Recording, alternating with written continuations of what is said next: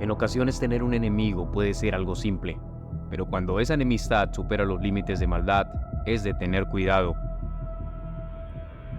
Esto aplica incluso para las fuerzas del orden, que se enfrentan a enemigos que no tienen ética ni moral para medir sus ataques. Y esto se ve reflejado en un suceso devastador donde perecieron varios oficiales a manos de uno de los grupos criminales más temidos en México. Unos oficiales que salieron a cumplir con su deber como de costumbre, pero cuando la rutina transcurría normal como cualquier otra, un acontecimiento inesperado terminó impactando en su tranquilidad y por desgracia, el país fue testigo de las víctimas fatales. Quédate en este video y entérate de cómo es la venganza de los narcos con los oficiales o policías que cumplen con su deber. Si te gusta este tipo de contenido, suscríbete, es gratis. Transcurría el año 2015, cuando un grupo de oficiales se trasladaba por una remota carretera en el oeste mexicano. Ese día los uniformados estaban en cumplimiento de su deber como de costumbre. Ningún fenómeno de alerta se visualizaba en el avance de su recorrido, pero de manera inesperada un ataque rápido les bloqueó el camino. La emboscada fue brutal, y aunque los activos policiales buscaron la forma de contrarrestar el ataque, fue imposible. Y el parte final de este evento no fue para nada alentador, porque como balance se identificaron varios heridos, y también un buen número de víctimas fatales.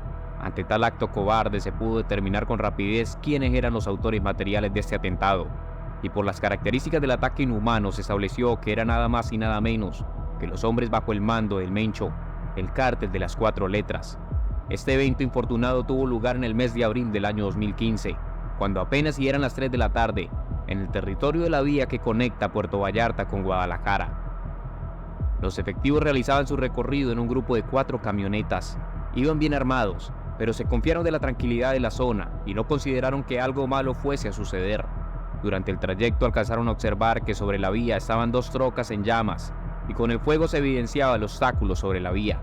En este momento supieron que algo malo estaba a punto de suceder, pero a medida que acortaron la distancia hacia las camionetas atravesadas, fueron sorprendidos por hombres fuertemente armados que detonaron un sinnúmero de ráfagas con balas de alto calibre y el suceso fue despiadado, hasta el punto que las pericias de la investigación encontraron que los bandidos emplearon granadas de calibre 40, las cuales fueron propulsadas con rifles, y como si fuera poco, también dispararon de manera indiscriminada diferentes ametralladoras M60, las cuales pueden expulsar casi 600 balas durante 60 segundos.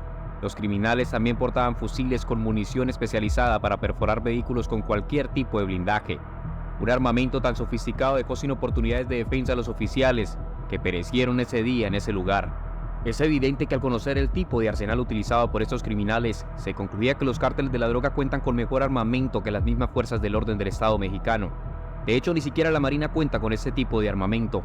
Por eso en ocasiones es tan difícil combatir a los grupos al margen de la ley, porque sumado a este factor de su arsenal, los delincuentes tampoco tienen piedad y suelen atacar en ocasiones a traición, reduciendo totalmente las posibilidades de las autoridades para defenderse.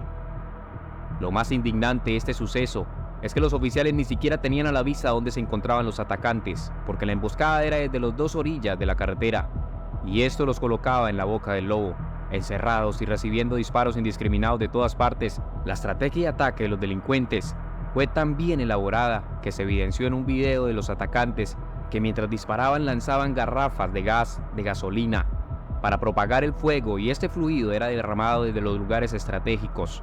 Cabe destacar que los oficiales en mención hicieron lo posible por defenderse, como un instinto de supervivencia, pero sus esfuerzos fueron inútiles. Evidentemente estaba en desventaja y esto se logró evidenciar en el levantamiento de los cuerpos. El ambiente era devastador, y por el hecho el comisionado de Seguridad Pública de Jalisco de esa época confirmó que los elementos policiales asesinados era el número de 15, un número sorprendente y trágico para sus familiares. Con todos los puntos que recogía la investigación, se disparaban las alertas. Los atacantes en realidad tenían todo muy bien planeado.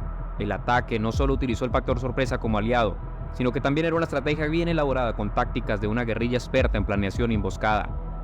Por esto, los esfuerzos del Estado para ir tras estos criminales deberían intensificarse y hacer lo posible para poder capturar a todos los agresores, ya que todos habían escapado de la escena. Ya se conocía que los del cártel Jalisco Nueva Generación estaban dominando gran parte del territorio y que sus métodos eran realmente brutales, pero en este caso ya habían humillado a las autoridades, lo que los colocaba muy mal vistos ante la población civil, porque si estos delincuentes no respetaban a quienes cuidaban de la ciudadanía, ¿Quién más podría frenarlos? Era muy claro que el Estado se encontraba a manos y a la merced de este cártel. Pero ¿de dónde surgió este grupo criminal tan poderoso? El conjunto delictivo originario de México, identificado como el Cártel Jalisco Nueva Generación, se especializa en actividades ilegales como el tráfico de sustancias, narcóticos y armas. En sus inicios, en el año 2007, adoptó el nombre de los Matacetas, con la finalidad de operar como una fuerza armada destinada a eliminar una organización criminal contraria.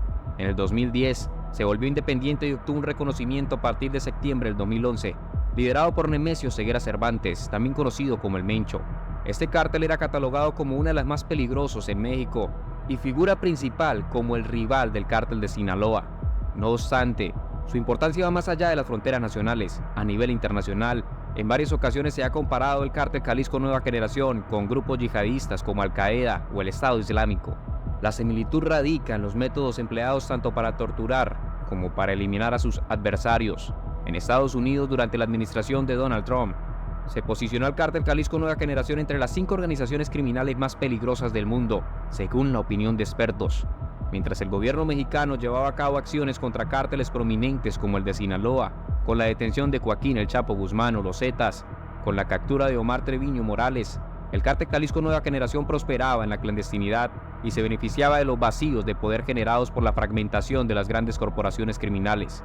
Retomando el foco central de este video, sobre la emboscada que terminó con la terrible muerte de 15 agentes de la policía inocentes, la conexión de este cártel con el accidente no se limitó únicamente a su historial y modus operandi. Antes de este trágico suceso se desencadenó un acontecimiento que dejó en claro esta asociación: el asesinato de Heriberto Acevedo Cárdenas, conocido como el Gringo Acevedo, líder de la plaza del cártel de Jalisco Nueva Generación. Su vida fue truncada en un enfrentamiento con fuerzas policiales en marzo del 2015, a lo largo de la carretera libre de Colima, específicamente en el municipio de Zacoalco de Torres. En esa ocasión, además del capo mencionado, 3 sicarios más fueron neutralizados antes de perder la vida. El Gringo enfrentaba 2 órdenes de aprehensión por homicidio y robo agravado, además de su participación en actividades relacionadas con el tráfico de sustancias ilícitas. El fiscal encargado del caso también señaló que en el 2012, el Gringo fue arrestado en San Miguel el Alto, mientras intentaba establecerse como un líder de plaza para el cártel Jalisco Nueva Generación. En ese momento, fue detenido por diversos delitos, que abarcaban desde asesinatos, secuestros, hasta por supuesto el tráfico de drogas. Simultáneamente estuvo vinculado a la polémica ejecución de un funcionario del Estado. Sin embargo, de manera inexplicable logró recuperar su libertad apenas unos meses después de su detención. El operativo que dio con la muerte de este criminal en realidad da una parte de victoria sobre las autoridades, porque el Gringo era un elemento importante para las filas del cártel de las 4 letras. En lo que se le incautó a este delincuente colocaba en evidencia algunos de los métodos crueles de tortura que empleaba esta organización, donde se hablaba de incineraciones, mensajes intimidantes por medio de sus víctimas donde los occisos quedaban al descubierto en diferentes lugares de la ciudad, elementos de herramientas como los cuales impartía dolor a sus enemigos. También se identificaron decapitaciones que se ejecutaban por directrices de este líder de esta organización.